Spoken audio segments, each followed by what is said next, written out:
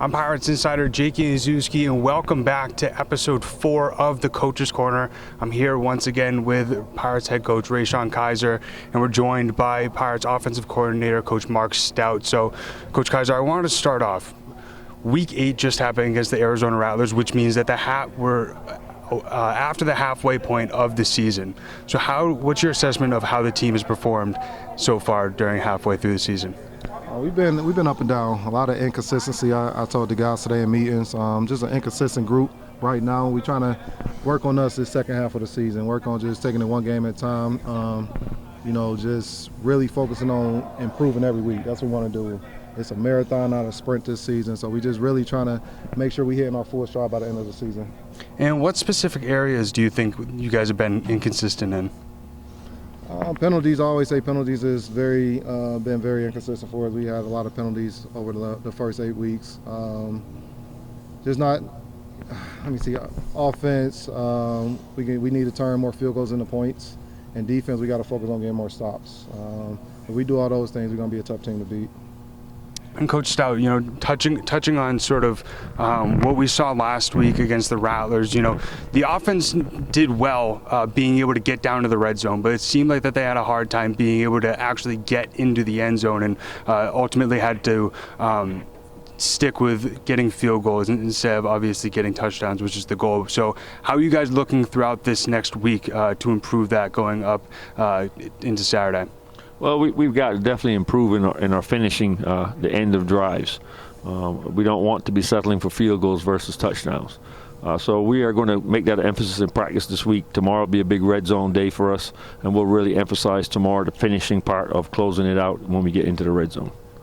And for everybody watching, this was the first practice after the team has come back from the West Coast trip. So what is both of your guys' assessment about how this first practice went and sort of the energy of the team after that tough loss?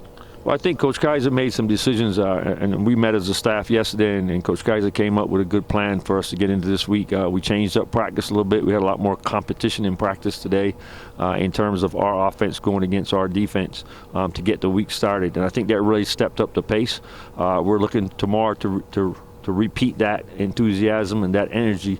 And then tomorrow now we're really going to start getting into our game plan where we're actually working, our offense against what we think they're going to run for a defense, and then defensively what we think they're going to run for their offense. So tomorrow will be more specific based on offense and defense. Makes sense. We definitely saw that competition throughout today, I believe. I think that's really going to carry over going into Saturday. But Coach Kizer, with how the defense performed last week against Drew Powell and their offense, allowing 59 points in total, obviously those turnovers and ended up adding to that. But what was sort of your assessment on the defensive struggles last week?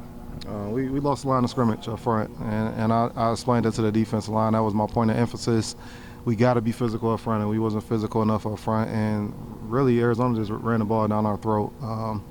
Drew Powell, he did struggle passing the ball on us, and that's what we wanted him to do, try to beat us with his arm. And we contained them pretty good in the back end, but we just couldn't stop the run, and that was our issue right there. So we just got to get better. The second half of the season, I want us to be more of a physical team, and that's what I'm really focusing on the second half of the season.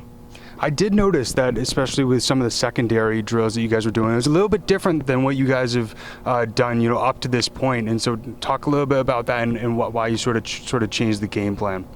Well, we just, like Coach Stoute said, we had a coaches meeting yesterday, and we just wanted to spend more time on Indy. So it gave us the opportunity to do more drills with all our individual groups and really focus on, like I said, I want to get back to the basics, focus on really like day one training camp type of stuff, so we can really lock in on the issues we've been having all season. And like I say, extra any time is always good because, like I say, it just helps the guys, make them better football players.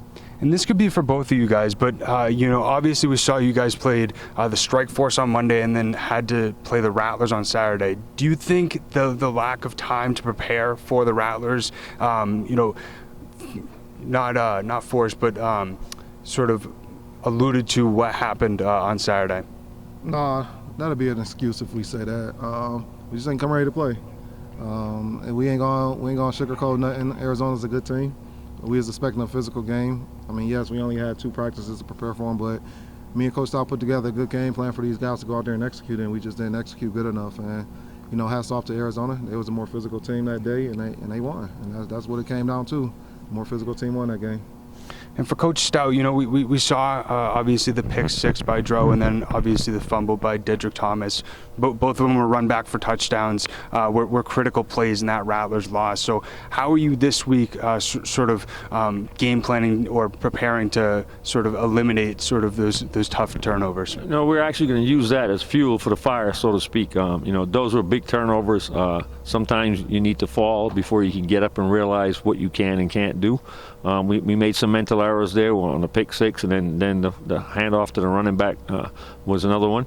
So we're going to use that as fuel and allow our players to see that we need to refocus and that every snap is important. 8 guys have to execute everything that we do. We can't execute with 7 or 6 or 5. And I think we got that point across, and I think that will bode well for us as we head forward now to get ready for a tough Sioux Falls team.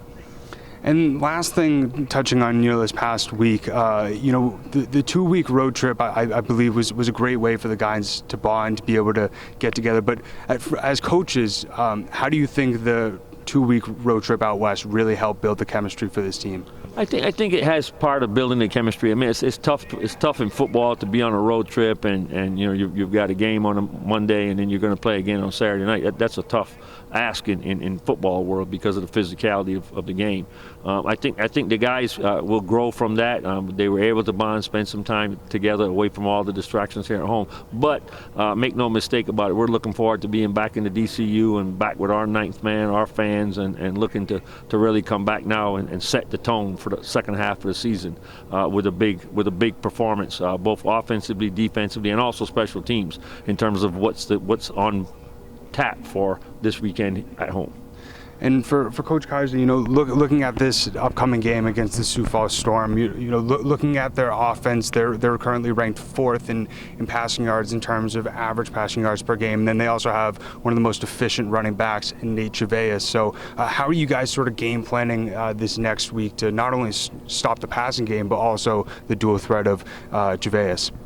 Like you said, we got to stop number 26. I mean, that's, to me, the offense evolve around him. We got to always know where he's at on the field. I mean, he's a great player. He was a special teams player of the year last year. So not only is he a good player on offense, but he's a good special teams player off the net. So we got to do a good job on kickoff containing him, making sure they're not getting good field position on the offense. And like I said, we just got to contain him. 26 is our main factor that we're going to key in on this week and shut down their passing game. I know Coach Riggs over there do a good job, mixing in some different things on the offensive side to try to confuse the defense. So got our hands cut off for us, but we're going to be ready to go. And then last thing for both of you guys, Coach Stoute, looking at what the Sioux Falls defense brings into this next week, they are highly ranked in stopping passing, and when looking at the rush, they're lower third in the league. So every single week I say it, but the last thing I want to do is sort of give away some of your guys' game plans for preparing for this next team. But could we potentially see more rushing plays than passing plays, looking at sort of those statistics? Yeah, I mean, we've talked about it as a team and as an offense, and we definitely are going to be increasing our run output. We've got a really exciting back end in Thomas, and obviously he's getting more and more involved with our offense and getting better and better and more comfortable. So obviously we're going to add that to the mix too as well. But we still have to be able to throw the ball. We still have to be able to execute, and it's going to require a blend and a mix of all those things, and also our screen game too as well, to be able to shut down Sioux Falls and to be able to handle their defense. And it's going to be one of the better defenses and well-coached defense. I mean, they've been at both Riggs and the defensive coordinator have been there and been through the wars in the IFL, so they're both very experienced, and we expect them to come in here with a plan to make us work to do what we have to get done. Appreciate your time, appreciate your insight. For everybody that is tuning in to the Coach's Corner for the first time, each week I meet with either Coach Kizer or any of the coaches of the Pirates coaching staff to give you guys a little bit of an insight on how they are preparing the team for the upcoming game and a little bit of their thoughts on last week as well. But that is it for this episode. If you have not yet, make sure to subscribe on YouTube, and we'll see you guys next week.